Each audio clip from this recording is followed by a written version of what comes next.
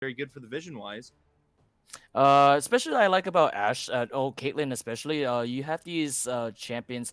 Caitlyn especially for auto attack range that you just can't really handle early game. Along with Ashe, Ashe can be flexed as ADC or support, which doesn't matter for both. That what's it called? The Ice Crystal or the what's it called? Enchanted Crystal. Enchanted Crystal Arrow. Enchanted Crystal Arrow. I can forgive me. I don't know the name myself. It's all good. Ult itself is what really makes the play for that because we've seen a lot of history and a lot of recent plays for pro play to amateur play. The Ashes ult, that Crystal itself, the arrow itself, can really either stall or can actually create an impact towards a kill. So it can create a lot of plays from that moment. So it's really good to ban to make sure that you play safe on that. And it's also a good ban also because she's really strong with these patches recently. So I want to see what they're gonna try to counter along with Annie being off the plate. So I think also a good band coming out here is Maokai. We've seen that in all echelons of play. And Maokai with the twisting advance really can set up for a lot of team fights. He can be the engage, he can be peel. He has a lot of options, but they're going to be picking up a Sejuani on the side of Mythic Reborn. And this can really be technically flexed into the top lane. You can have some of that just tanky clear up there, and she can kind of scale up with Heartsteel, but it's going to be return pick with a Zeri. Zeri is actually a really good pick, especially if you know how to like I said, early game you can't really do anything as her, so you have to farm rise. Lulu is that's this is where I'm going with. Enchanter supports is gonna be a thing from now on. That's where I look forward for because in terms of Enchanter supports that you can't really do anything about them until after what's been placed. So Lulu, for example, can you get polymorphed? So you pretty much have like 3 seconds of not doing anything, which gives you at a high risk. So at the same time, Lulu also give it like a huge shield if you end up getting like caught in the middle of something. But that's where Lulu steps in and be able to save we call it save the day as being a support hero, hero support, along with Zeri, Sejuani, Nautilus. Nautilus, I would say is a good pick if you're going for aggressive early game ADC plays with Sejuani, which is why my personal experience, diver junglers are what makes things really good in this game. Because if you play your divers really well, that Sejuani can go bot lane and it's gonna hurt a lot. Along with a team fight off the bot lane first, then gives them a little huge advantage. Along with Misfortune, I would say it hits a lot too. So really good draft I'm seeing on Mythic Reborn's side. I want to see what they're gonna pick for third play. Like I said, it'll have to either be a diver, also jungler too, if you want to count it out, or play as a tanks jungler, or maybe even so play in mid lane. Just picking anything else. I think Aurelion Sol. Oh, Mordekaiser. I think Aurelion Sol would also be really good too. But like I said, it could be anybody's game from that moment. But I just think Aurelion Sol, just on that plate too, would be really good just right now. And so, kind of looking at both the sides here, you're talking about the diving here. Thing to keep in mind for the 13.3, we're going to be coming in at 13.4 soon. But they increased the tower damage, so they're starting to try to punish out some of these earlier tower dives. But we're going to be getting a Mordekaiser pickup on sides of Shifting Sands, and that also could be a flex pick. He hasn't been seen as much as the jungle as kind of this season has worn on, but he's still able to go in the jungle or the top lane. In top lane, he's fairly safe. Obviously, he does have a few uncomfortable matchups, but I think Mordekaiser could be a very good pickup, especially if a Nautilus or Sejuani really wants to dive onto your team. Mordekaiser can take him to the Death Realm and kind of fight him in there. Oh, they're going to be getting rid of both. They're getting rid of the brothers. You hate to see that. I forget. I believe it's End of Light is what was it? He plays both of the brothers, so they're going to be taking that out of his hands here. Mythic Reborn just making a statement, just like saying, "Hey, end the light. You know, I don't really care about you playing Yasuo or Yone, but we know for sure that you have your doubts in the end, or have like benefits. So we're just gonna be safe and just ban them out in the end." But that just proves a little bit on the side of Shifting Sands Gaming that End of Light could be a threat to begin with, and we don't know what he's gonna pick at the end. But you mentioned about 13.4 about being a more increased tower. What is it called? Increased tower damage or health? Yep. Increased tower damage. I don't think it doesn't matter. It's not relevant because what really focused upon and when I mentioned about diver junglers is whether or not it's under tower or not. If you're in the middle of the lane and you're pretty much caught out anyways, that's what sucks a lot because you have to waste a flash or you have to waste first blood, for example. And tower or not, you're still gonna get caught right there in the spot. So I think this is something. I never really seen Vega before in the actual plays. So, oh, this is actually really cheeky play for. I'm assuming this is mid lane or yeah, mid lane actually. So right now we also are in a little bit of a juxtaposition. Olaf can go top or jungle. Sejuani can go top or jungle, but either way, I think this is going to be a good setup and for Mythic Reborn here. Right now, in a lot of these plays, they don't necessarily have to engage. They can kind of poke from afar. They got some good, decent damage coming through. And right now, Shifting Sands kind of is lacking that Ha! poke, and they're going to be possibly picking it up with the Gangplank, which I personally love to see, as that's my favorite champion in this game, and they're going to be locking it in. So now Gangplank's going to really be helping augment the poke they severely need, and that's going to be a Mordekaiser in the jungle. With the Mordekaiser in the jungle, I played that before, and there's no way you can ever survive with a Mordekaiser jungle once he dives in. The only bad side to Mordekaiser jungle is he's very slow in movement speed. So if he walks up under bush anyways, you can pretty much fall back early with like I said with the counter vision. So I think you're gonna have to play really hard on a vision advantage here on shifting games gaming side. On the other hand, though, I can't really say because on blue side you don't really have that much. You don't have to have that much passageway for in terms of blue side. Thing that's blocking their way is that you know what I'm talking about, that there's a triangle bush on behind their tower, right? There's a pathway. If Yep. Mordekaiser goes in there undetected, that gives Misfortune or Nautilus a bad time, especially you could just get hit with a Q that his passive comes out, and that damage itself could be really hurt if you end up getting pulled also. So with Zeri and Lulu, that Lulu polymorph and all that too, that's gonna be really bad for Mythic Reborn's bot side to actually get caught in the middle. So I don't know what Mordekaiser jungler's pathway is going to be, but I think in my perspective, it should be going for the bot lane more because Miss Fortress is very, very vulnerable. Vega also has his CCs. So the only alternative you could really go for as on the jungler side is just going for bot lane. So right now, I think an important thing to kind of really look at, if we're going to be going for any of these kills in the bot lane here, I think the Lulu is most vulnerable, because if Zeri just kind of cognizantly plays around the fat wall on the bot side of the map, she can just dash away and get away fairly freely. And if they go all in on the Zeri, Lulu will just throw in the shield, throw a polymorph, get all the slows. So I think it's going to be very difficult for them to possibly find a pickup on the Zeri. Obviously, she can get poked into oblivion if Misfortune really spaces out some of these Qs and some of these autos very well. But I think Lulu's probably the person that's more in danger than anyone in this bot lane. If I had to guess, I'm throwing that out here as a total guess. We'll see coming up here. Yeah, but the beat as a May, but I think I kind of disagree with that because Lulu is also her Q itself is also deals a lot of damage itself. So I think that while Lulu is indeed vulnerable in terms of like getting ganked on an open, like getting undetected and all that too, getting hit by then. But let's see what the jungler is. The jungler is actually Sejuani. Unlike Mordekaiser, where you have to walk in and hit, Sejuani can actually dive right in.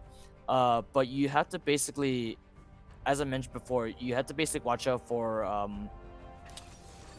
the vision. Like I said, any form of vision itself, because Nautilus, once he goes forward, and you pretty much know they're gonna team fight. One is probably near. That way, Lulu backs up first. Zeri can stay there because you mentioned she has her E. She could just die. She could always slice right over back to her own tower. So right now, I'm very curious to see how the Olaf Gangplank top lane will really go. I think that's going to be very volatile. It could go really either way. I believe that Olaf has a 54-46 basically advantage over the Gangplank here, but Gangplank surprised a lot of people with the trial by fire damage coming through, and so they could have a possible turnaround if Mordekaiser wants to favor him topside. But Sejuani and Olaf together are both melee and going to be able to get a lot of these stacks very quickly onto the Gangplank and could CC him into oblivion. He's quite immobile. But I think we're going to be seeing the mid laners kind of shake hands in a sense. They're going to be trying to poke each other out, but I don't know if either of them are going to be able to secure each other. What are your thoughts on that? Early game, GP wins. Olaf, you can't really do anything with his Q unless you manage to get the poke and get the slow one. Maybe in that case, Sejuani can go top lane to actually make up for it in case not going for bot. Mordekaiser can go bot, like I said, but only if he's undetected. But in any case, Sejuani should go top then. If GP gets caught off in the middle of the fight right there, Olaf can just dive right in. And knowing the difference between bot lane shared experience versus solo experience, Olaf can like get to 6 pretty fast at that case and use his ult to dive right in without getting hit by any form of CC. There's another hand, Gangplank right there, to using his oranges to nullify any CCs from Sejuani. So top lane I see would be a good slapfest. But on the other hand, you have to see from jungler perspective that you want to prioritize um who would be very like vulnerable and safe, which means that Olaf would be a good choice against Gangplank to just like keep him away from any form of damages and getting that what was this thing again? The passive where he had his coins, his currencies. Oh, and the parlay on the queue. Parlay, right. So you don't want to have Gangplank end up cashing his parlay with getting his ultimates and such because um I know Gangplank has 3 ult styles, right? Correct. So with the parlay stacks, you just get regular in-game gold currency, but you also get silver serpents. And so silver serpents, you can buy 3 ultimate upgrades. One of them is Fire at Will, which basically increases the duration of the overall ultimate. The W is then the second one is Death's Daughter, which does a massive, basically slow and kind of extra burst of damage in the middle. And then I'm forgetting the name of the last one, but it increases the movement speed of all of your allies by 30% for anyone who runs within that AoE. Hmm. But What as what we're was the waiting for first? this spec, Sorry, as what we're was the? waiting for this, I'm sorry. Can continue. before we get back into it, what was the first one again? Quickly. That increases the amount of rain, like increases the duration of the overall ultimate. I see. Yes. All right. As we are now waiting for the spectator delay to wind on down, we are going to go to a quick commercial break, and we'll be right back.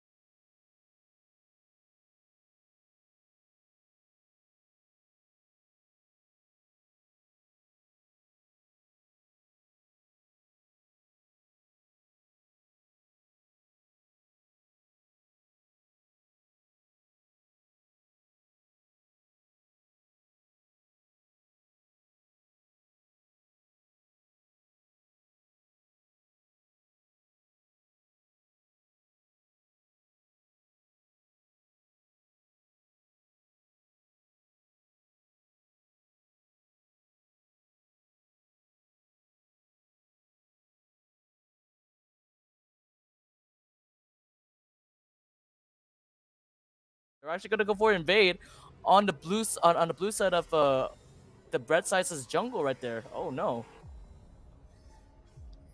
Sorry about that, folks. We should have the game popping up here shortly. But yeah, Come on. as he comes up right now, anyways, I'm just gonna sit here. There, it's already too late. They already saw the NTC crew right there. They're pinging in the they're pinging, making sure everything is all up. Wars is being placed right there. It's a good. It's actually a good start. Red team is actually playing safer, like I mentioned. They don't want to be involved in the middle, where Mordecai walks in undetected. So they're trying to make sure they also want to be safe on their end, making sure they don't want Mordecai to know that he's gonna get invaded without getting falling back on that point. But they actually know with the ward at hand, Mordecai is actually going for wolves first, which is actually a good alternative. Just making sure he plays a little safer, also making sure he doesn't get detected on how fast he's leveling up and such. All right. So as we're kind of just looking at kind of some of these more of these team fight based comps, who do you and what objectives do you think are going to be taken in this early game?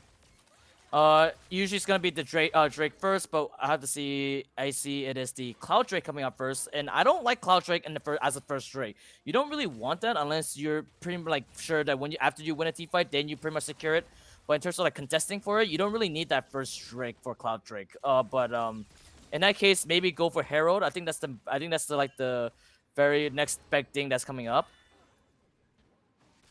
I think an important thing to keep in mind is that that's going to Oh, be Flash from Roshi. He's going to be jumping in onto IQ. IQ is going to be getting ignited, and that's going to be a pickup for Lolo there onto IQ, and he's going to be going down quite fast there. Really uncontested. okay.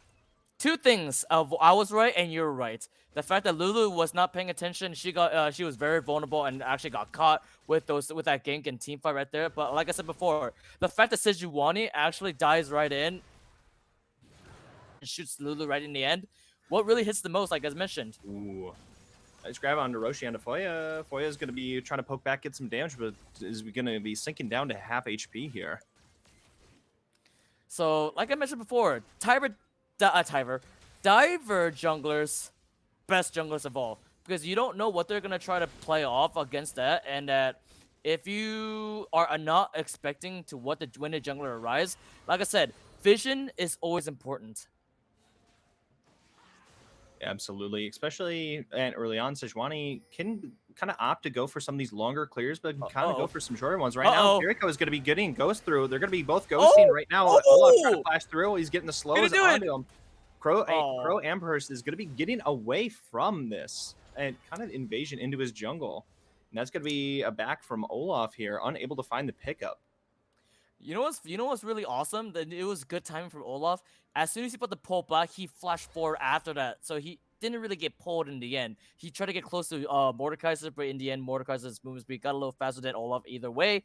But it was so good that Olaf timed that flash correctly, so he didn't really get pulled back in the end.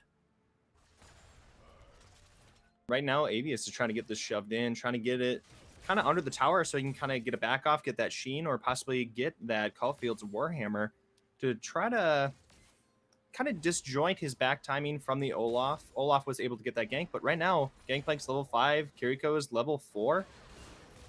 But it's kind of a miserable lane for Gangplank for a little bit. But right now, it's going to be a grab from WCat onto Light here.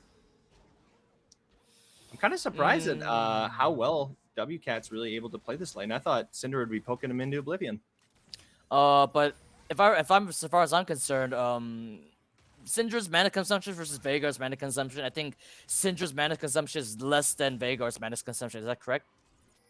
I know that they had a patch, I believe it was like 7 patches ago, where they increased her base mana costs, but I could not say one way or the other. Because if I was, like I mentioned, mana consumption in a way is that you have to basically, you don't want to waste too much mana to where you want to do it recklessly. Syndra though is like AoE, her abilities are AoE wise, so it's really good to play it. But from what I see here is the reason why I like Veigar is in this case, but he saved up his E in anyways, so that's a good mana consumption to where he could use his W and NE for clearing, but I don't think you should do it for poking. Just saying as a reference.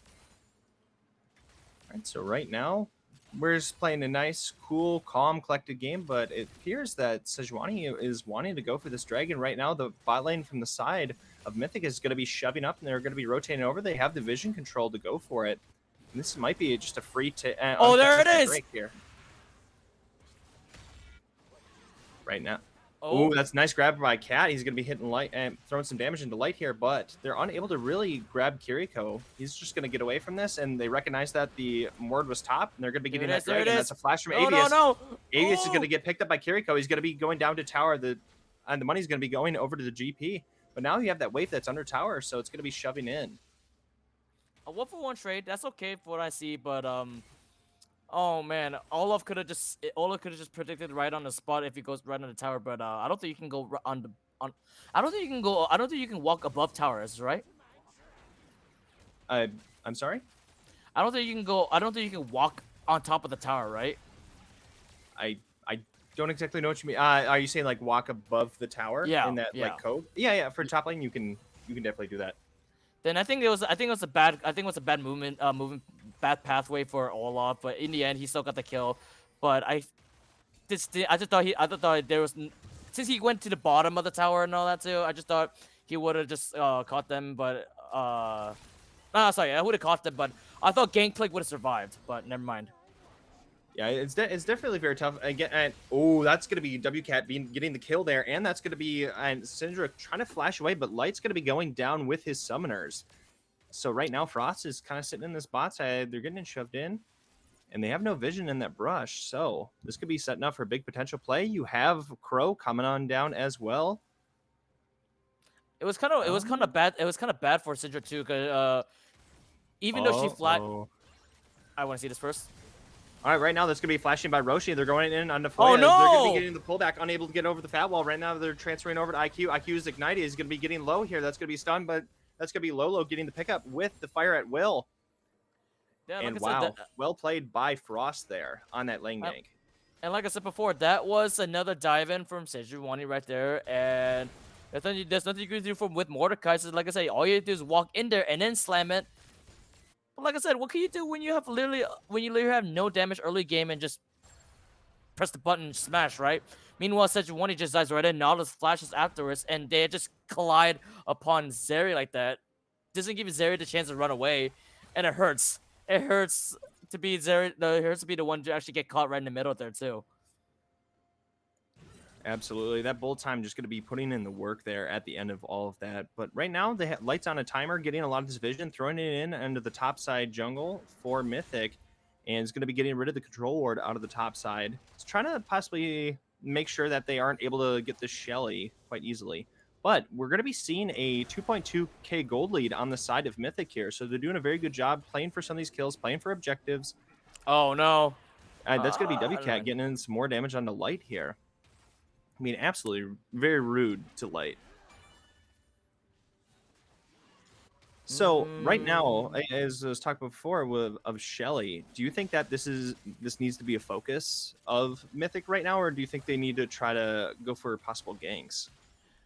Well, Cloud Drake's already been taken by the blue side. Since, like I mentioned before, Cloud Drake, you don't really need it until you actually win after a team fight. They won a team fight gank at bot lane, therefore they get 100% secure to grab the first Drake right there. Therefore, Herald's open right there. So I don't I see no reason not to take it.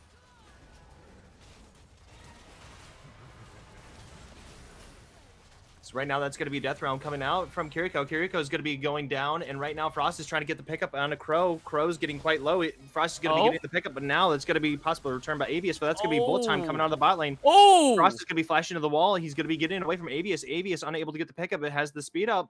Right now, Frost is barely any HP. Light, just very low in the mid lane. WCat flashing, getting the kill onto him with the Q at the max range of that.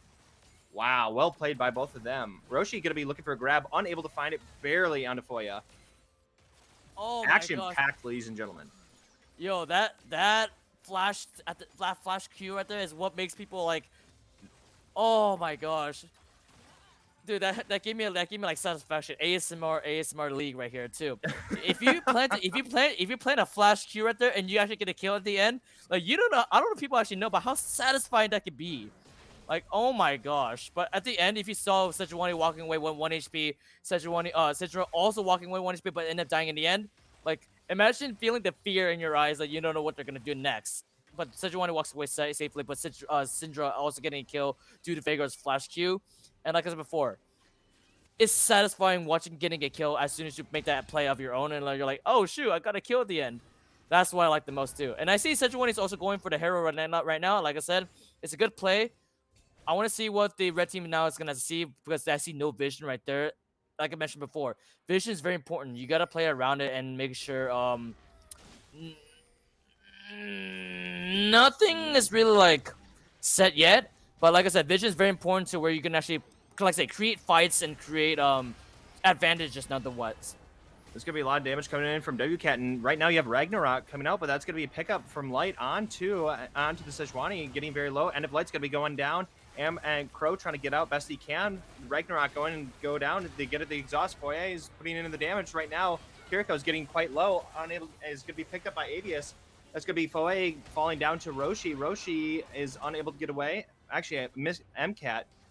And MCAT's now going to be the only survivor on the side of Mythic. And right now they're going to be crushing into this mid lane. Avius getting a lot of gold there. It was a good team fight, but now we're mid game here. We're still in a early game, but I still consider this as a mid game now because we're in the middle of all of them are now in the middle of level 6, which means we all have ultimates and such.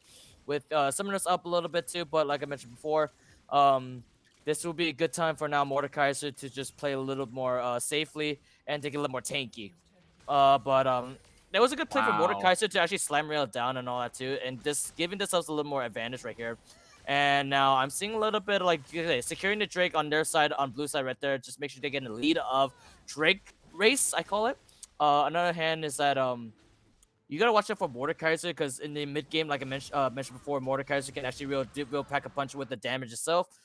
But I do see a little bit of lead on the blue side because of CC, because of damage from Misfortune, diving from Sejuani itself. So this could be on one side or another, determining the circumstances of like I said, racing. So right, I think an important thing to note is that entire team fight was going on. Obviously, Mythic lost that. However, they got many tower plates onto Loco. Loco getting a lot of those love taps onto the tower and going to be picking up that first tower on the bot side of the map. So honestly, they stayed pretty net neutral, gold advantage wise, despite losing that fight on the top side and giving some shutdowns away. It could be any. This all I forgot to say is anyone's game right here, but I think that blue side does have an advantage, but they need to know how to play safely because you basically need the insurance of Olaf and Sejuani, but you also have Veigar and Misfortune who are really fed right now, currently fed Veigar. So you need to keep Veigar alive to make sure he CCs really well and to actually combine with the Misfortune ult. Because I seen a lot of gameplays where Misfortune ult and Veigar could actually hurt a lot because that 5 itself, if you get caught right in the middle, then it's gonna be like very dangerous. So right now, Foyer is trying to get some poke off onto Kiriko. Kiriko is going to be able to get out. And right now, we're seeing a fairly objective, dominant Mythic here with this gold lead. So they're doing a very good job of rotating their lead into these objectives. Ross going to be going in onto Crow. Crow's going to be caught out all by himself. That's going to be Ragnarok coming out from Kiriko, unable to find anything. He's going to be poking off the rest of the team, but Crow is going to be walking out through the Death Realm. And they're just going to be walking away, but you have to consider that WCat's on the bot side of the map, pushing this wave in, getting some damage onto the tower. Obviously not known for his tower damage, but still going to get some value onto the Veigar. I think in terms of, there's really no. Oh yeah, there's no plates on second tier towers, but it's just probably so that in the end, if you actually get ahead, you just want to throw out some damage, just so you can keep up with the open lane, what I call it. Did WCat just steal that blue buff? I actually couldn't tell there. But right now they're going to be dropping the Shelly into the mid lane. No, he did not. Okay, Crow has it. Because I would say, I saw the same timing of the smite and... Ooh, the bullet time coming through, getting a lot of damage. IQ is going to be going down. WCat's going to be getting the pickup. Right now it's Crow. No bullet, no Death Realm, and that's going to be another pickup onto WCat. He's just getting a lot of damage coming out, but that's going to be Avius coming in from the sidelines, unable to get the barrel timing. It's going to be missing that. Avius is now in a terrible spot, possibly caught out. Axe didn't get through, but unable to get the barrel. now he has to flash over the wall. Kiriko's trying to run after him. Foye is going to be slowing him down. Oh, The axe is going to be thrown at GP, but he's going to be getting on out with his life. a bit of a fair play coming from GP just to pull off a little bit too, but that Veigar play, like I said, is what makes things so good. Because once you get stuck in the middle right there of a team fight, there's nothing you can really much do except get caught right there. Misfortune ult, like I mentioned before, is very dangerous. So you get played right there, you pretty much lose that team fight right there, like it's shown right here. So right now, I think once Avius hits level 13, he'll have that barrel timing, the barrel timing in between each each barrel cooldown is going to reduce more and more, and you'll have more barrels to basically work around. So I think that's going to be a really big thing for the side of Sandstorm, Shifting Sands to be looking for here. But Oh my right now, obviously they're a little bit of a deficit. But how do they really get back into this game? Well, I'm looking at the gold chart right now. Go look at the gold chart and the range of gold they have right now. On the record right here on this board, and I'm seeing the Veigar and Misfortune are currently with the 7,000, 8,000 gold range right here too, due to their fedness and bounties right there. But the only person who I'm seeing right now who is pretty fed in that case, never mind. I'm seeing GP get killed right there by Olaf right there. But Yeah. I was gonna mention GP is the one who has the highest who has a gold bank on the red side. But in terms of that, Veigar and Misfortune have the current highest gold bank on their side. So I was wondering, what can GP do? What can GP do into this particular matchup, or just in general? In general, because like I said, he's really good at farming, but so right now, Foya and Kiriko is going to be getting into a fight. Foya is going to be able to get the pickup there. That Immortal Shield Bow plus the Lulu Shield is going to be quite strong here and quite potent. But now you have the main, honestly, your main source of damage into the top lane, as you have 15 seconds to Drake coming up here. But for GP, once you get the Navori Quick Blades here, obviously with the 13.1 buff, he's quite strong. He's able to rotate through his barrels, get through a lot of the true damage. That's when you can really start turning some of these fights onto an Olaf. But until then, the Ragnarok's just not going to care about the slows. He's going to run you down, and you are going to have a miserable time. I see GP has his ult right here right now. I don't know if he's going to play it or not, because the Drake is already up, and it looks like they're trying to gain it. Never mind. Apparently, he did try it. Never mind. He did not use his ult. So right now, they're just recognizing that, hey, we can't really go for this dragon right now, and that's going to be putting Mythic on the side of Soul Point. But instead, they're going to be trading for a top lane tower, getting the objective gold onto their team, trying to get a little bit of lifeblood they really need back into their team. Now, sorry, I was gonna mention it's a Mountain Drake right now, and that's where I'm not saying the words right now. I'm very concerned because I'm looking at the blue team's roster draft pick right now, and look how many tanks there are technically in this sense. They have Sejuani, they have Olaf, and they have Nautilus. If the Mountain Soul, if they successfully claims the Mountain Soul, Olaf is basically undiable, legit. Sejuani can basically dive anybody she wants without getting slowed. Don't forget her passive is not getting slowed. And Nautilus could just pretty much dive right in, get his shields up, and pretty much just go whenever he wants to start the team fight.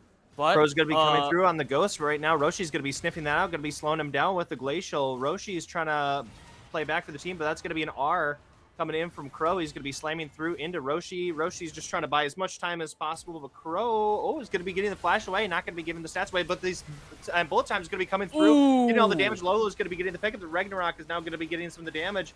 Right now, they're trying to get away the best they can, but there's a Veigar! These cleavers are coming through. WCat getting a lot of damage in here. Now it's just going to be Foya and Avius. Avius trying to do as much damage, but is going to be falling here to Loco.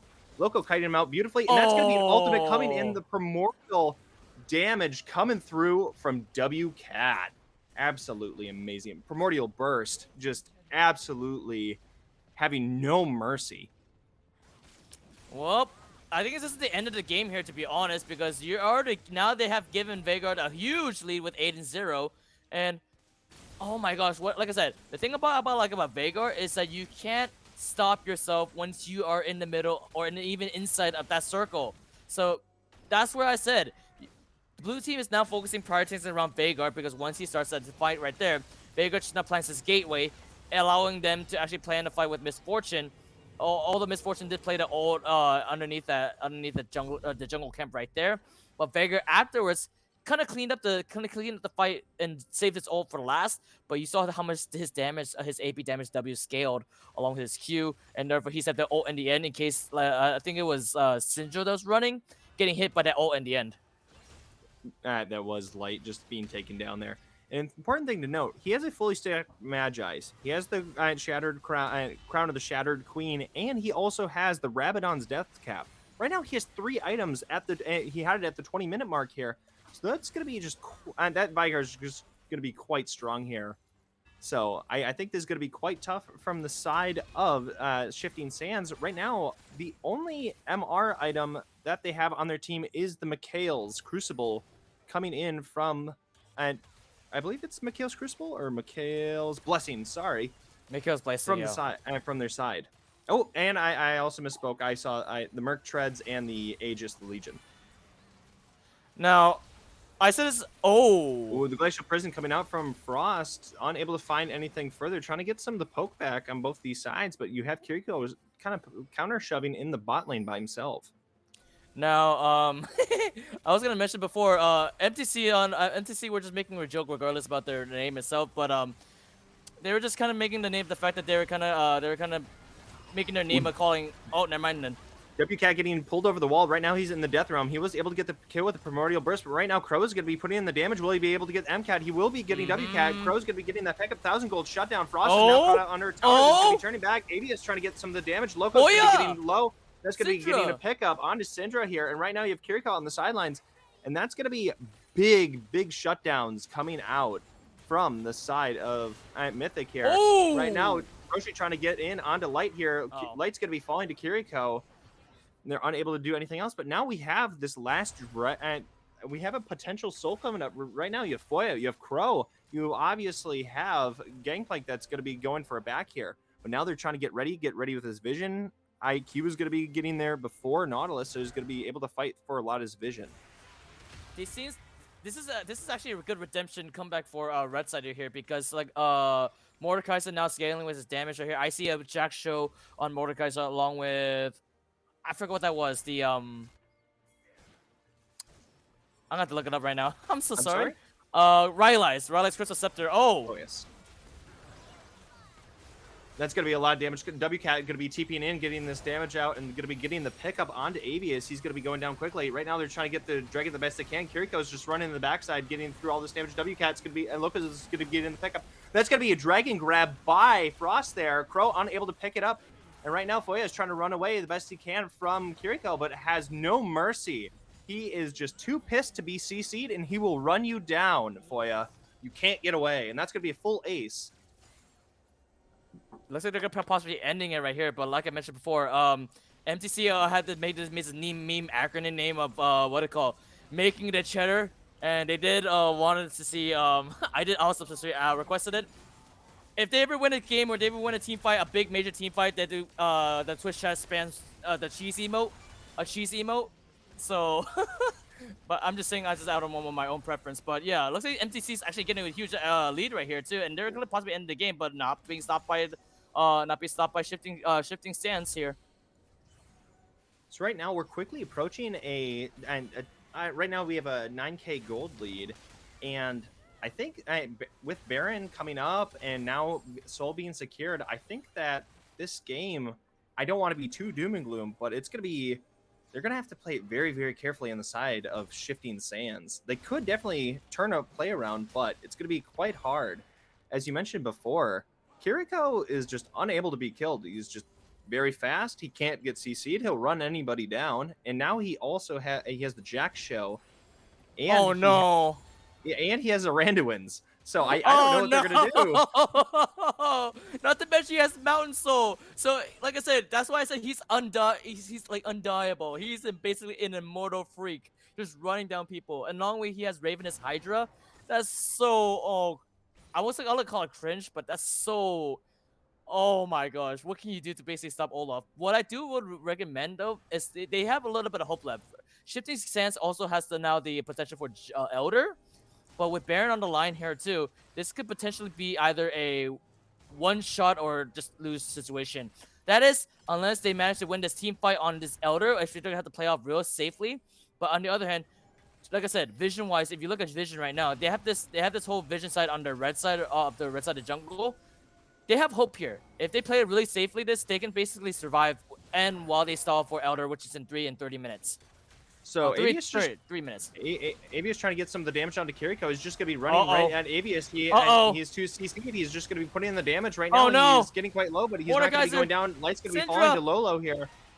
Kiriko is then going to be ulted by Crow here. He's just putting in some of the damage back against them. He's just healing too much through it, but he's getting quite low. Crow trying to run on out, but he's going to be caught out, No. and Lolo's going to be getting the Oh. pickup. Right now, that's going to be 2 dead on the side of SSG. And right now, you have WCat on the bot side shoving in the lane, and you now have just these big, tanky, burly boys shoving in this top side. Oh, that's going to be a flash in from Roshi. That's going to be bullet time follow-up on getting some of the damage through. That's going to be WCat getting the damage through, and IQ is going to be going down. Frost will be falling down, but now it's just up to Avius. Can these barrels really come through, get some of this damage? I don't think he's going to be able to, and that's going to be it for game 1.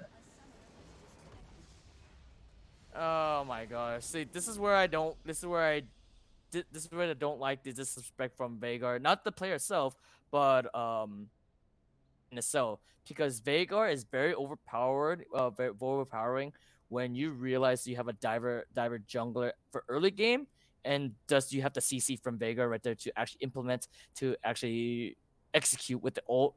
If I recall, the only people who I know who had execution ults would be Pyke, Veigar. As far as I'm concerned, I think that's it. Is there anybody I'm missing by any chance? Can you repeat the question again for me, please? The champions that have execution ults, if I remember, would be Pyke, Veigar, and so there's Pyke, Veigar, Cho'Gath. There's Caitlyn, like it does more damage with the E. There's Akshan with his R onslaught. There's many champions who have the text on their ultimate specific that have execute. But if you're talking about like the special where it denotes it with like the special tick mark, there's not there's definitely a small subsect of those. I know Urgot is one of those. like Urgot also, like those things Yeah. that actually lead you to your death. Like these kind of things I don't really like, because if you leave that open, you're pretty much you either play a good early game, or you either play the worst game of your life.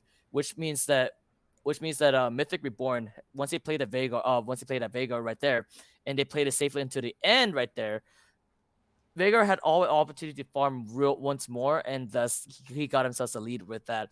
And as far as I'm concerned, I do see either the Olaf and or Veigar being the player of that game for now.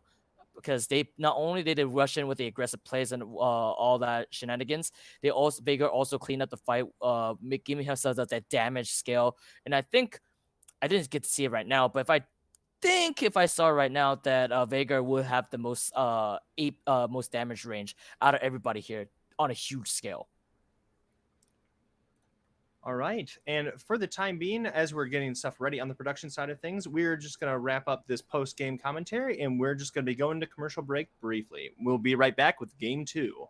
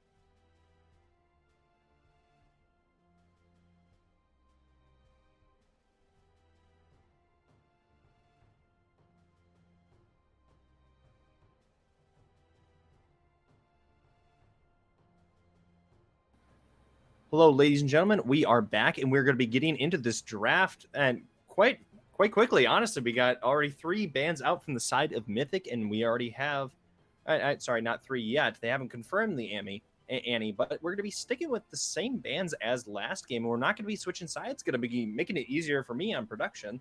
So we're just going to see how this game plan changes. Again, this is just a point of Udyr, Ashe, and Annie. Annie's support is still on the table right there as being strong. Ashe support or Nika. Oh, I just realized the Maokai's open, not the Olaf. Oh no! So they're just now paying back. Oh, we banned Olaf right there. Now, now we can pay you back with getting Maokai for that. Thank you so much. I see that. Okay. So they're just going to be instant snap picking that Maokai, and they're just going to be sticking to the same bot lane with the Zeri and Lulu. Right now, they're just going to, hey, not a surprising pick. They're just going to be insta snapping the Nautilus Misfortune. We beat your bot lane last time. We're just going to be picking the same thing. So right now, we're going to be possibly seeing a notable exception. So we're going to be seeing Sejuani coming out from Shifting Sands. And Now honestly, you mentioned. Oh, sorry. Oh, sorry. No, you continue. I was gonna say, you mentioned before about Sejuani being flex topped or jungle. Now we saw Sejuani go into the jungle right there, and as a diving jungler, as I mentioned before, it is so OP in terms of being undetected, being going for ganks. So I want to see what Shifting Sands Gaming is gonna have to do differently now that they have Sejuani instead of, I believe it was, what did they pick as jungler? I believe it was The Mordekaiser. Mordekaiser, correct. Mordekaiser did really well as a champion himself, but during that team fight right there, he did kind of carry. So I want to see maybe they were probably picking a tank or not. Hey, yeah, they finally did it! Yay! They banned the Vagar, and they finally they also banned the Swift Brothers too. So I actually want to see. I actually am seeing a little bit of Shifting Sands actually playing a little more smarter, picking Sejuani and maybe as a diver jungler or maybe as a diver top. Maybe he could pick a diver jungler in the end too. Oh, okay. So, question: you seemed quite excited for Veigar to not be in this game. Do you just hate Yordles, or No. So I mentioned before, recently, right now, the last game about Veigar being so overly powered because his CCE, along with if you play it right, his ultimate is basically an execution. And I don't like if you're in that situation too, because I have the same experience once. You don't want to get hit with the execution ult, and next thing you know, you're like getting gray screened. No! Oh no! Please! Oh no! Okay. Oh god! No! Oh jeez! They gave me a heart attack. not liking the new Asol? Dude, it's so good. Asol at this current patch right now is so good because I just realized I don't know what's up with this Q. Does this Q scale with AP damage? Like, as far as I see from multiple counts of my games, that Aurelion Sol, his damage scaling is actually like unstoppable. So right now, it does scale with AP, but it also scales with the Stardust, that being the new passive. But that's going to be the full roster lineup for the sides of both teams, and we are going to be getting into it. But I think Sylas is definitely a good last pickup here. You have some very good ultimates on the side of Mythic Reborn to kind of take. You could take the knockup from Nautilus. You can take the Twisting Advance from Maokai, which is quite potent, or the Bullet Time from Misfortune.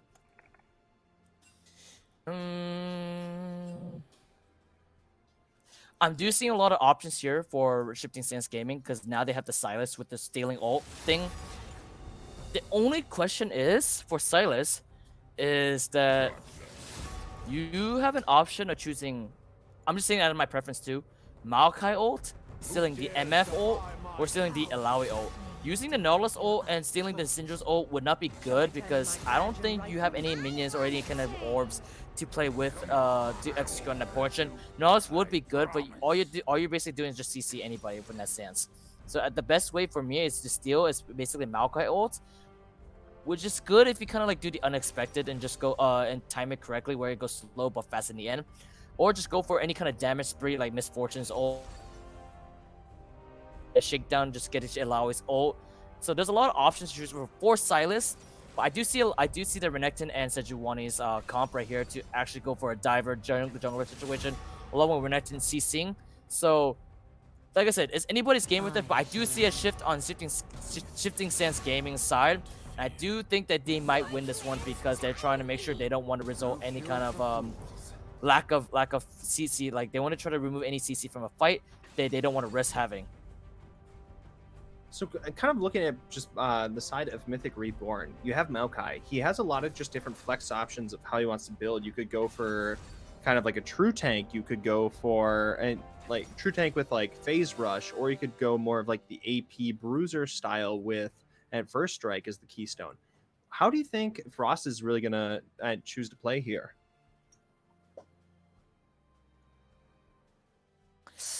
I don't know. The one thing I'm very concerned about is that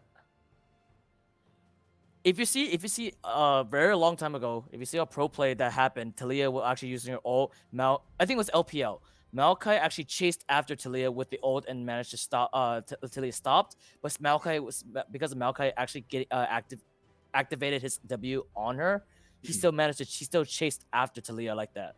So if you're playing the Zeri, for example, and he actually managed to successfully connect his W, he can chase after Zeri no matter whatever sorry, I'm very sorry. No matter where Zeri slides, Maokai will still chase after her as soon as he activates his W and still connects with it. So you're never safe from Maokai unless he doesn't really chase after you.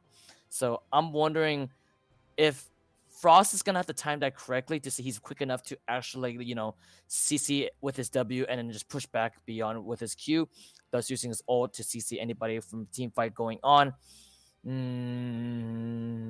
Like I said, that's why Silas is very good to steal from him, because if you could use the back-to-back ults, it could basically use as a counter to delay any kind of fights or to actually come back from a fight. And I do see a lot of potential for shifting stance to produce damage capacitated team fights. As far as MTC right now, I do see a lot of yeah, I do see 4CC wise. They're going for a CC comp where Misfortune is indeed the damage dealer, and don't forget Misfortune's ult and Alawi's ult are the slime downs. So they're gonna have to prioritize damage capacity also, but they're gonna have to practice that during CC. And I think that in this matter, CC would be very important for early game if you know how to like set the score, place the CC, stun them, screen at the end. All right. Well, as we wait for the spectator delay to wind on down, we are going to cut to commercial quickly, and we will be right back with game two between Shifting Sands Gaming and Mythic Reborn.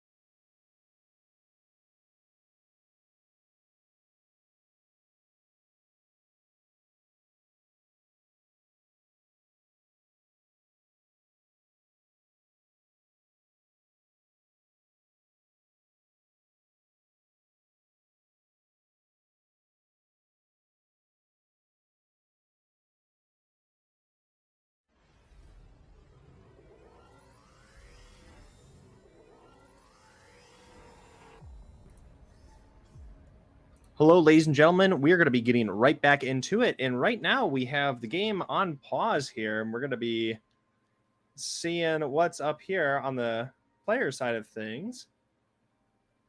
But in the meantime, as we're kind of looking at both of these squads, do you think that Mythic is going to be quite dominant on these objectives again, or do you think this is going to be kind of a much slower played game because of the comp differences? Depends on what they play in the early game. Because as far as I'm concerned, Syndra, I'm just putting in the terms of difficulties of advantages here for laning. So laning wise, I think that Lawi would have an advantage on Renekton. Syndra would have an advantage on Sylas because Sylas is kind of melee. Syndra can just basically place backline and just push everything that can be. And we all saw what happened with bot lane. We all saw what happened between Foya and Lulu and Misfortune and Nautilus.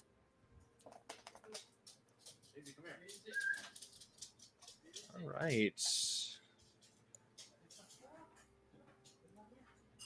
Right now, I'm just gonna be and I'm gonna be pausing us briefly to just quick fix some things on the production side of things, and I will get us right back into the game here shortly.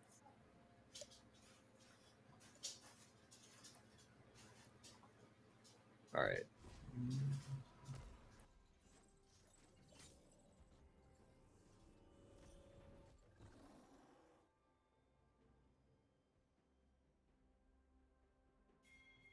Minions have spawned.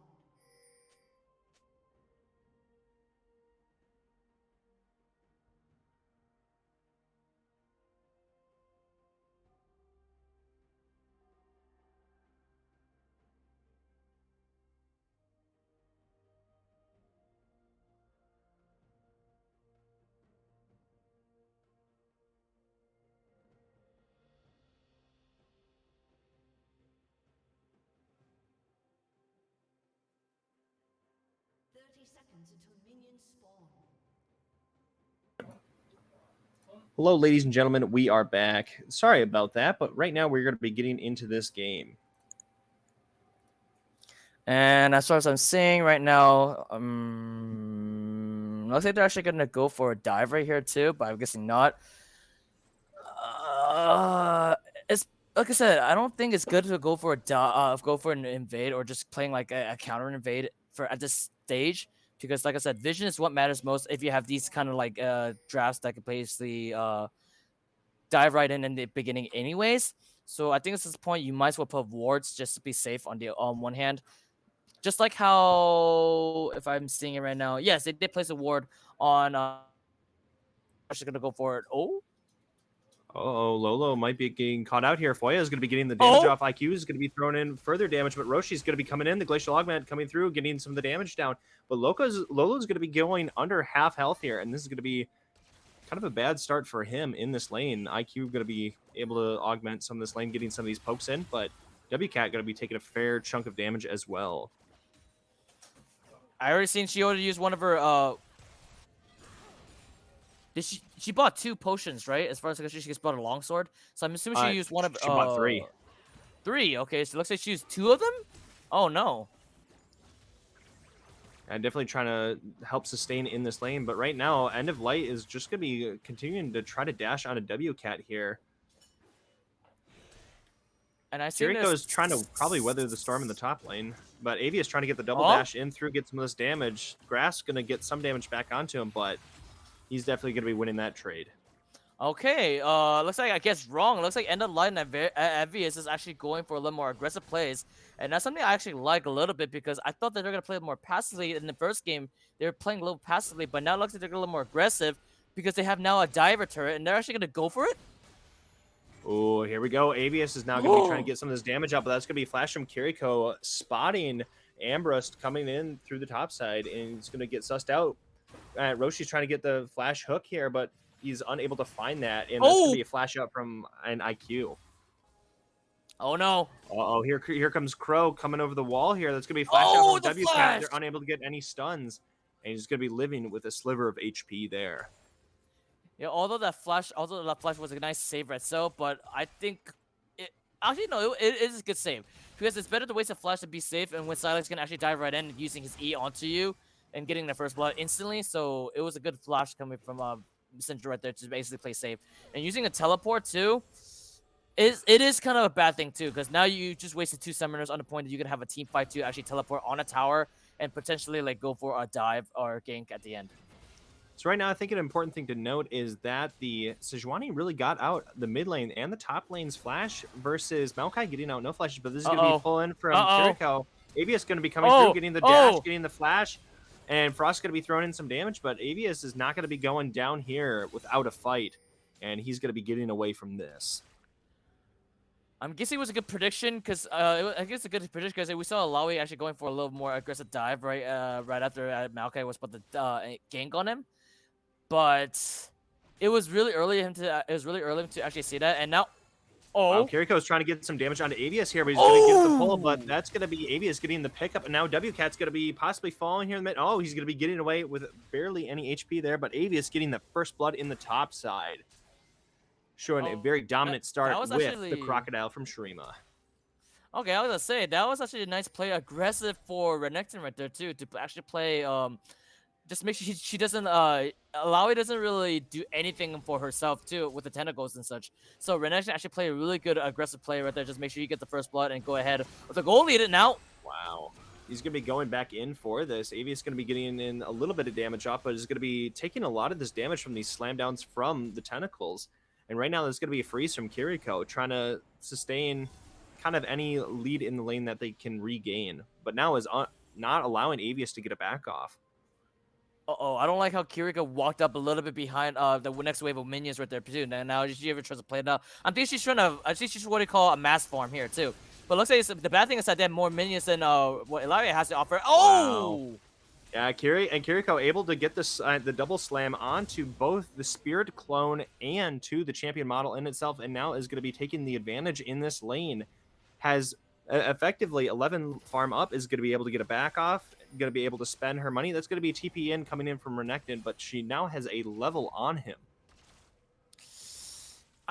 I don't think it does kind of matter for Alawi's end right here to create a team fight, but for Renekton, I think here, he already got a 6 anyways, but I think it was good enough, but let me see. Roshi's looking for an angle. Will he be able to find something? He's going to be getting the grab onto IQ. No flash from him. Frost's going to be shoving it back. Roshi's going to be getting the pickup onto IQ, and Foy is trying to get some of the poke back damage, but unable to get anything.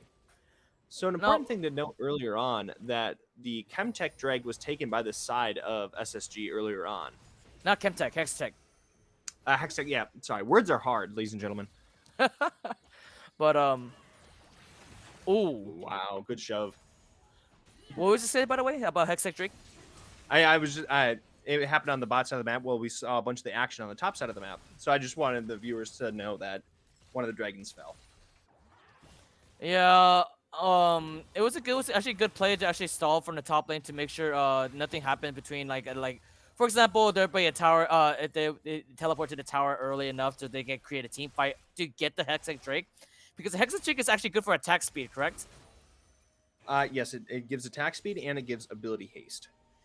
So yeah, so with that in mind, that's as the first Drake itself, you want to need that to actually create faster clearance for wave or for lane waves and jungle clearing in a way.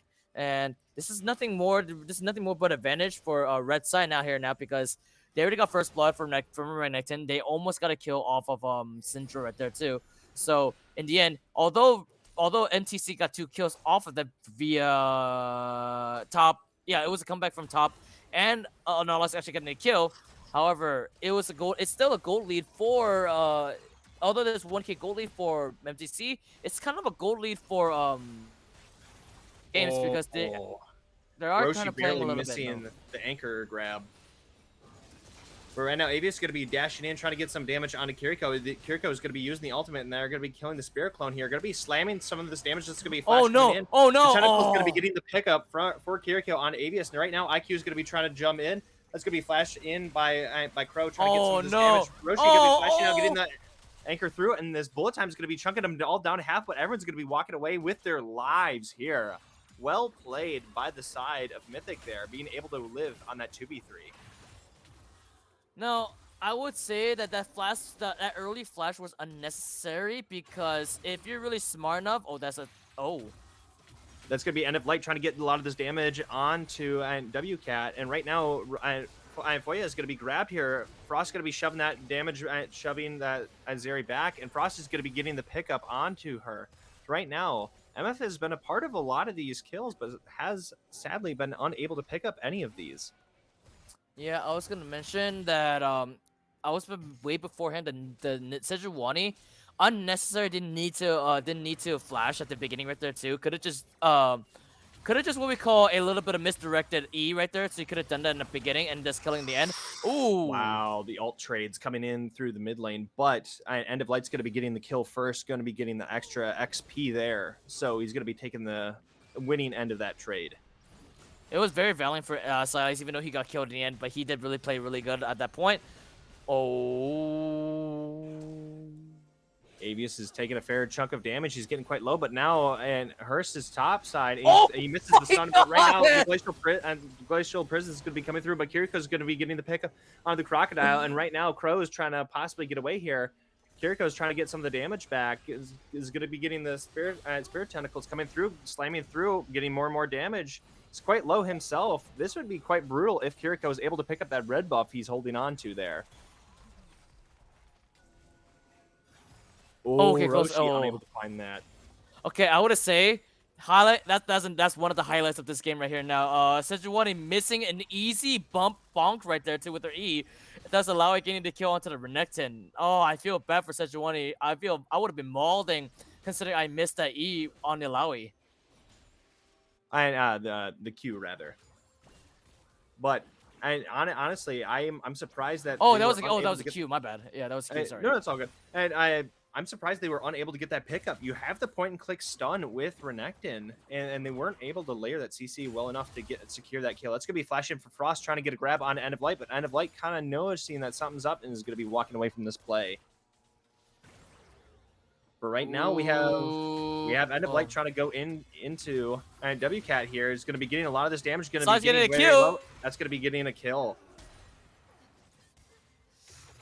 Oh, there it is. Ooh. There. Frost trying to get some damage off. He's going to be committing the twisting advance to try to get away from this play here.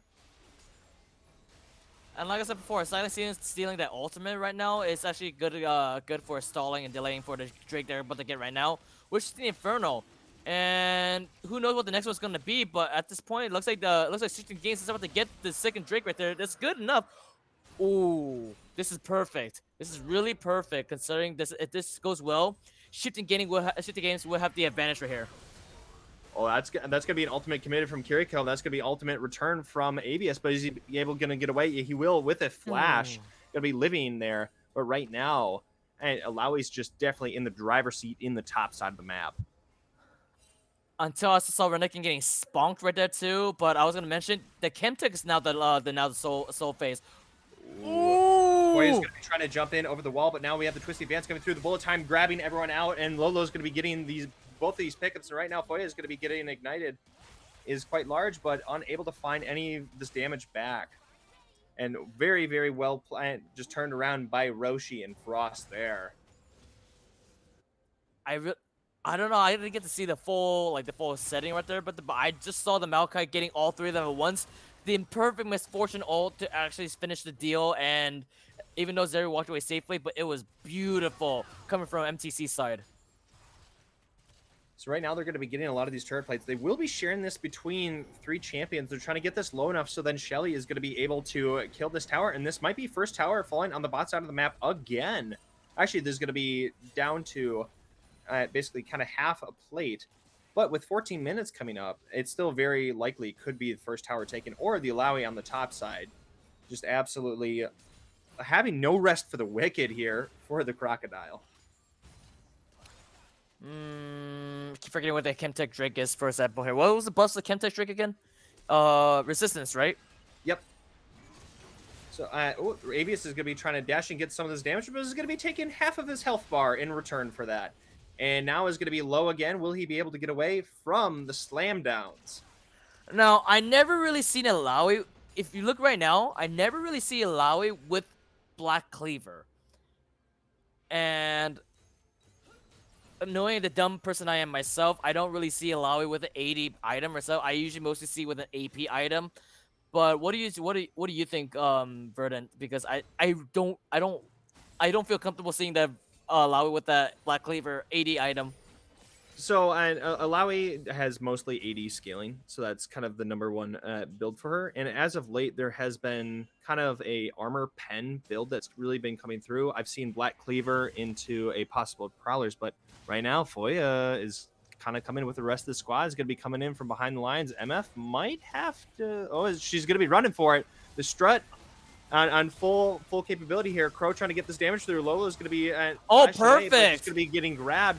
And Foya is going to be getting both these kills, going to be getting the shutdown onto the and on both the people on the bot side of the map. And the light really going for it. Oh, and Avius is going to be trying to get some of this damage back onto it, but that's going to be an easy collapse onto the top side and going to be picking up Avius yet again. It was a good idea for us. A good idea for Renekton to try to dive right in it, but he probably didn't expect the Maokai right there. So in the end, he thought he was gonna get it, but it was a bit much bad timing right there. Oh, misses the W right there too, and again, I just want to say that Silas sub was just OP. That was a nice play for him to just get that Nautilus ultimate and to play it right after as soon as some MF got killed, or not MF, Nautilus got killed and then MF. So right now, and sorry, you're asking about a lot. So you can either go like Divine Sunder into Black Cleaver, but I've seen some builds where then you have Black Cleaver into Prowler's Claw into Shurelia's Grudge, and then no one can run away, and then they get slapped infinitely by the tentacles, and you hate life, and you can take towers like nobody's business. But that's a little bit more of a niche build, I would say. But you definitely want to go that 880 Bruiser style.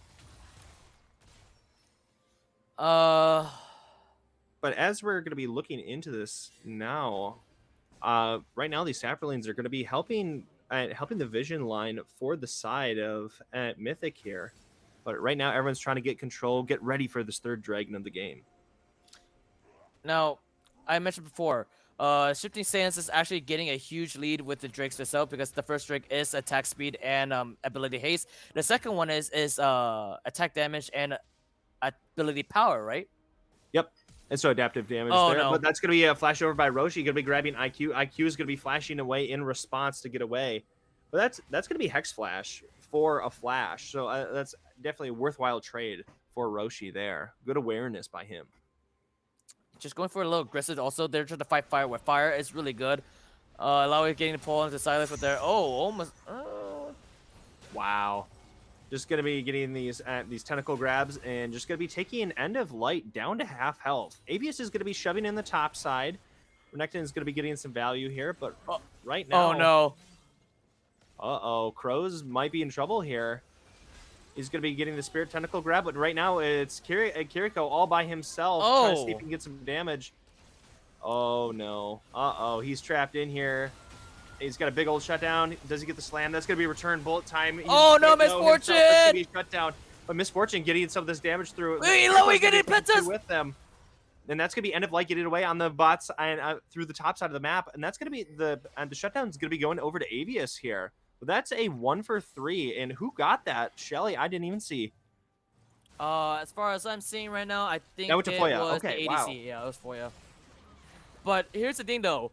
Ilaoi almost getting the triple kill using her ultimate, just slam things down. Or not the ultimate, but her Q to slam things down and getting her away. She got a double kill, and Miss Fortune got a kill onto Zeri at the end, also getting that 3 for 1, leading to the 3 for 1. And that's where I got concerned because if you play this correctly, with Ilaoi, you can basically use your ultimate for a slam down, like I mentioned, the damage capacity of what she can do, versus what everyone else can basically play it along. It's very dangerous for Ilaoi to actually just go to meet Malawi right there and just getting your face slapped by a bunch of tentacles. No pun intended, quote quote. But at this point, I was gonna say this: if you have Ilaoi and your ultimate is basically a huge hammering down of like a damage like dealing scaling right there, I just say this as a joke. You're probably gonna get a penta. So if possible, I would just want to see Ilaoi getting this penta on this game right here, because that damage itself, if you're really good at doing this, Kiriko, please just do me a favor, get a penta once you get in that team fight. Get a penta for us, so we can get good content right there, because there's no way that with the damage itself, that you could just potentially hide behind there. And I've wanted to see, like I said, a lot of fights that could potentially you can slam down with Syndra, MF, and Laoi, like the MFTC has been doing right now. Right now, you just want to watch the world burn, but right now, IQ is going to be grabbed out on the max range of the anchor grab, and that's going to be unable to stop the TP from Avius. Avius going to be getting away from this play here. Wow. My heart just stopped. He canceled the auto there, like on the first bit of it. So that was very close. No, I mean Roshi just played a cage right there. He just canceled it. But right now it's going to be Avius and End of Light on the bot side of the map. You got the two solo laners. But right now, right now, Kiriko has the IBG or Iceborne Gauntlet, and will be able to kind of withstand a lot of the damage coming in from Avius. I think that's in terms of relationship or misfortune, because if you saw the team fight that happened at Herald, and Ilaoi placing the ultimate onto the whole gang of shifting sands, and then MF placing the ult afterwards, thus getting the kill after the setting. So I think at this point is just slow everyone down, making sure they stop in their tracks. Syndra gain the burst and just stun them, then therefore the resulting miss MF and resulting MF just clearing out with their ult. Absolutely. If you're able to lock him down, but right now we have Frost coming in with the twisty advance. They're going to be going for IQ. No rest for the wicked there. He's going to be going down quickly. Cat's going to be getting the pickup there. They're going to be throwing a Glacial Prison back at them, but unable to find any further pickups. But this is definitely looking quite dominant on the side of Mythic, and right now they're going to be shoving in this mid lane. Avius is going to be going topside uncontested, but Kiriko is going to be matched by Light in the bot lane.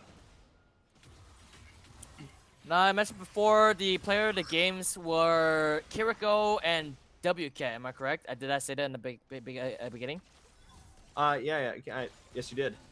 And seeing how they played along, I think Kiriko is actually the actually contender right there for player of the series right here too, because you saw how aggressive Kiriko goes by, and she doesn't really stop at anything until she actually dies afterwards. So using that kind of reckless behavior in a way, it's actually good for team fights in the end. Here's a big old team fight. They're going to be getting the polymorph iron to Kiriko. He's going to be committing the ultimate, trying to get the slam downs, trying to get some healing, but Kiriko is going to be getting low here, trying to get away best he can. Going to be jumping back in. This tentacle slam coming through. Kiriko is getting a lot of the damage, but the polymorph is going to be slowing him down just enough, and that's going to be an ultimate and coming in and catching him out with the Renekton. And that's going to be the slice and dice picking that up.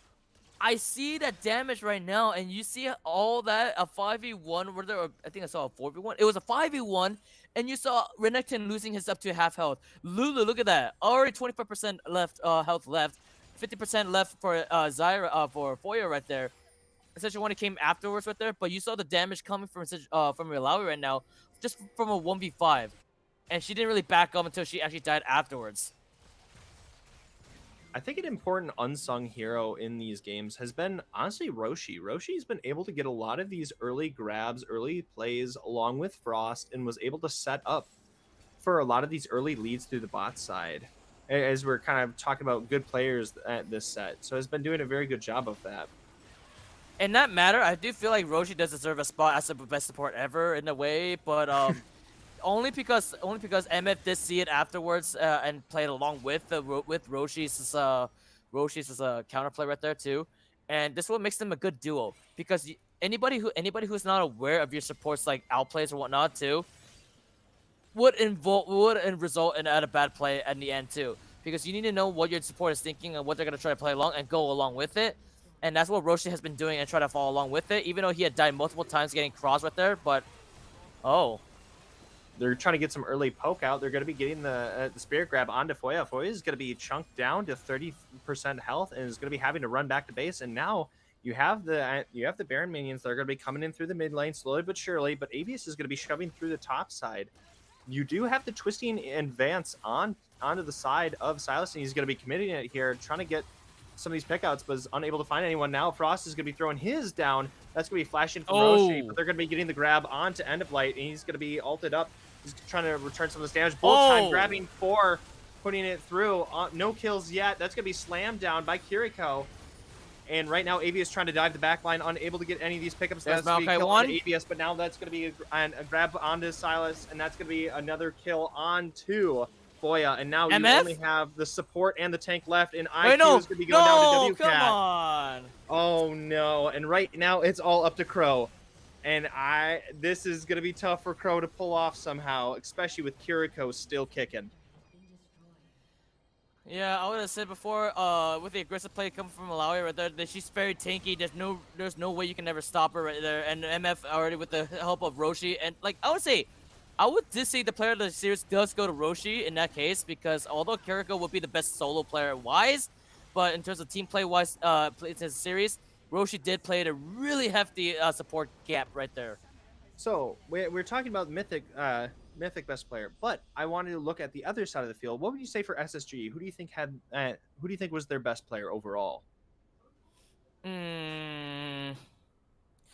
It would have to be End of Light or Avius right there too. Although they played a really good game of their own, I feel like their champion was not as a team fight champion, so it would be really hard for them to subside. But even so, they did try out to push beyond that on their own, and Foya did come back with a great like I call it counter defensive mechanism right there, along with 12 IQ.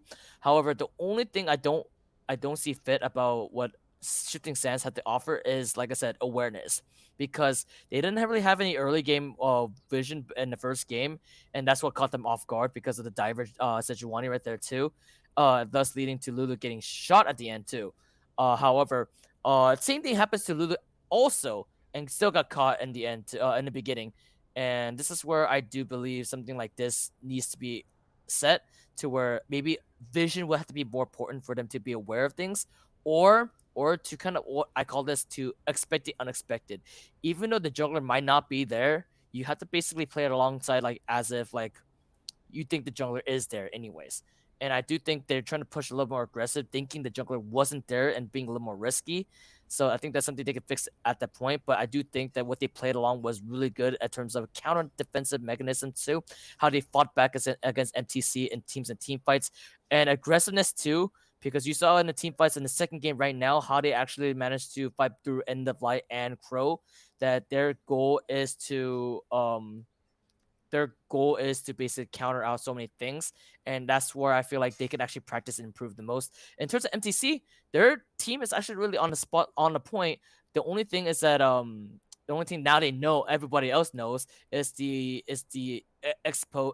exposition of Misfortune, Lolo, and Kiriko.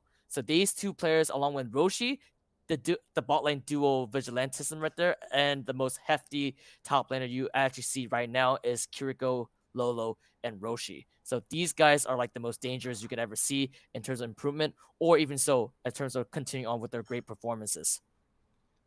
All right, and with that post game analysis, thank you very much to everyone for coming on out, and that will be all from us. Say goodnight, Juicy. Good night. And that'll be all from me, VerdantChaos. Have a good night, ladies and gentlemen, and have a good one on the Rift.